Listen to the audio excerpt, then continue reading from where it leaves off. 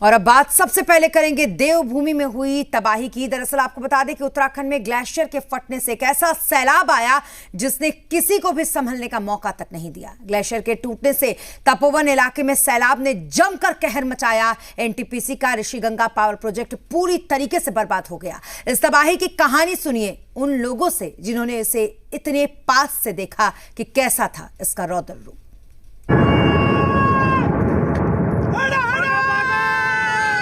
Company की तरफ जा रहा है ये ट्रेन का है, कंपनी का यार।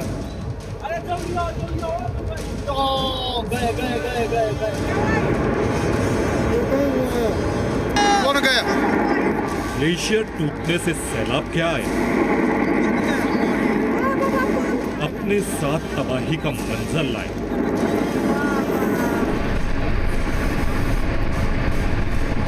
ग्लेशियर टूटकर ऋषिगंगा नदी में गिरा। हमारा ऋषिगंगा जो प्रोजेक्ट था वो समाप्त हो चुका है और इतनी भीषण जो आपदा आई हुई है, ये जो हिमपात और ग्लेशियर फटने का ये कारण हो सकता है और इसमें काफी लोगों की जानमाल की खतरा हुई है। जहां तपोवन इलाके में 2-3 बांध अंडर कंस्ट्रक्शन थे,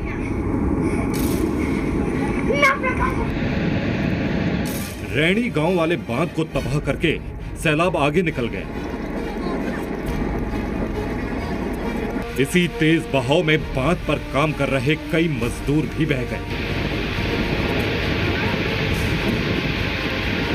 नदी के किनारे रहने वाले लोगों से निवेदन है कि वो तुरंत सुरक्षित स्थानों पर पहुंच जाए। हालांकि जैसे ही प्रशासन को ग्लेशियर टूटने की खबर मिली तो आसपास के गांव वालों को अलर्ट कर सुरक्षित जगहों पर भेज दिया गया। उनमें से कई लोगों ने स्कूल में पनाह ले रखी है। हम लोग यहाँ पे आके स्कूल में रह रहे हैं और अपने सारे सामान वगैरह सब लाके यहाँ पे रखे हैं और बच्चों को भी यहाँ पे रखा है हम लोगों ने। देखिए भाई तूफान आ रहा जबरदस्त। ग्लेशियर के अचानक टूटने से रैणी गांव के पास बांध पर काम कर रहे मजदूरों को संभलने का मौका भी नहीं मिला और सैलाब में कई मजदूर बह गए। जिन लोगों ने टनल में छिपकर अपनी जान बचाने की कोशिश की, उनमें से कुछ का तो रेस्क्यू कर लिया गया,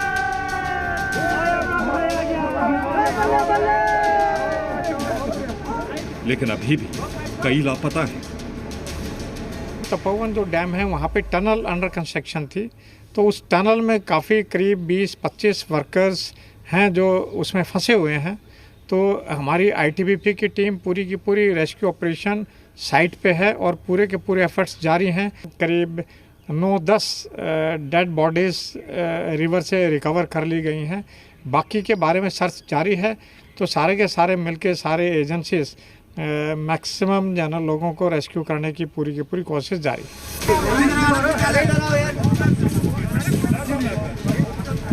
नीचे से पानी है, ऊपर से चट्टान है, आने जाने की दिक्कत है और हम लोगों के लिए कोई सुविधा भी नहीं है और परेशान है। बच्चों को लेकर हम इधर उधर भागे हैं। बहुत मुश्किल से हम बच पाए हैं और छोटे छोटे भाई बहन है, मेरे पापा डैमेज है, एक पैर से मम्मी करती है, एकदम सब पूरा मोहल्ला ही खाली हुआ है यहाँ से।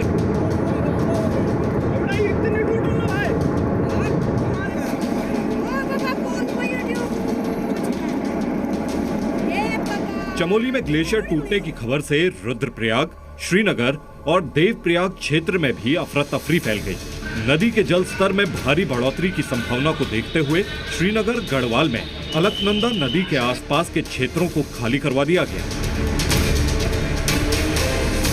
श्रीनगर में अलकनंदा नदी के बीचों बीच बना धारी देवी के मंदिर में आज एक भव्य यज्ञ का आयोजन होना था, जिसकी वजह से वहां श्रद्धालुओं की भारी भीड़ थी।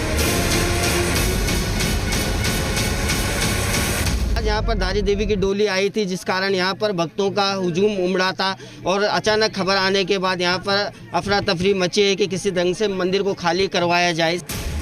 प्रशासन ने तुरंत अलर्ट जारी कर मंदिर को खाली करने को कहा। बाकी लोग अपने बचाव और हम सबको सूचित कर रहे हैं कि अपना बचाव स्वयं करें। राहत की बात इतनी रही कि सैलाब का बहाव नीचे की तरफ आते आते धीरे होता गया, वरना इस तबाही की कहानी इससे भी बड़ी होती।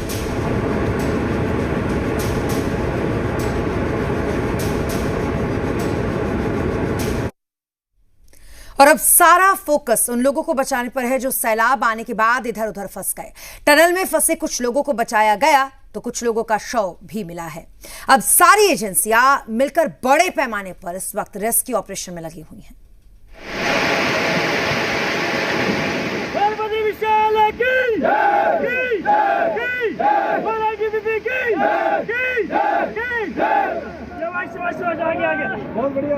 अचानक आए सैलाब से बचने की कोशिश में जो लोग टनल में फंस गए थे, उनको निकालने का काम युद्ध स्तर पर चल रहा है।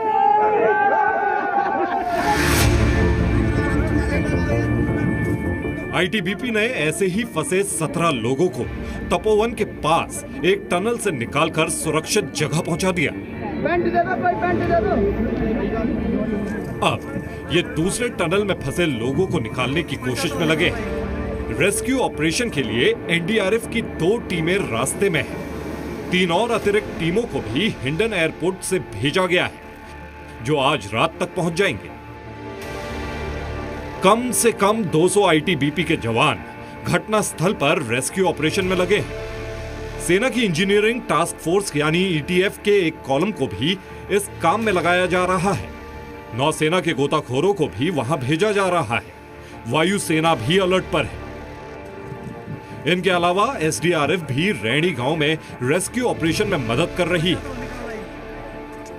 घटना को कंफर्म किया गया डिस्ट्रिक्ट एडमिनिस्ट्रेशन से। एसएचओ वहाँ मौके पर मौजूद जैसे ही पहुंचे, उनके द्वारा उनसे पता लगाया गया तो उन्होंने बताया कि काफ़ी लोगों के बह जाने की और मिसिंग होने के चांसेस हैं। तो इमीडिएटली हमने देहरादून से एनडीआरएफ की एक टीम फुल्ली इक्विप्ड, जो हर तरह से रेस्क्यू करने के लिए इक्विप्ड है, उसको तुरंत रवाना कर दिया। हालांकि सैलाब का बहाव आगे जाते जाते धीमा पड़ गया है, लेकिन प्रशासन कोई रिस्क लेने के मूड में नहीं है। इसीलिए हरिद्वार और ऋषिकेश के लोगों को निचले इलाकों से हटाया जा रहा है।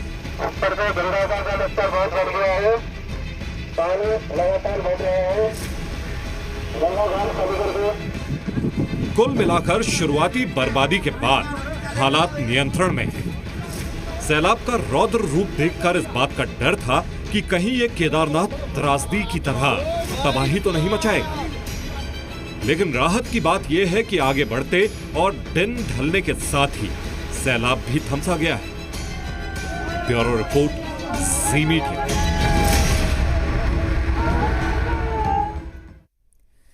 तो वहीं उत्तराखंड हादसे पर सीएम नीतीश कुमार ने भी अपनी प्रतिक्रिया दी है। सीएम ने कहा कि दुखद घटना है और जानकारी ले रहे हैं। अधिकारियों को उचित सहयोग करने के निर्देश दिए गए। अभी जा रहे हैं, तुरंत सुने वहां पर जो कुछ भी हुआ है उसके लिए हमारे अधिकारीगण भी वहां के पूरे संपर्क में हैं। क्योंकि गंगा नदी से संबंधित ये चीज, उसका असर पड़ने वाला, हम लोगों को भी यहाँ सबको अलर्ट रहने की आवश्यकता होगी। तो अभी हमको तत्काल हम अपनी बात का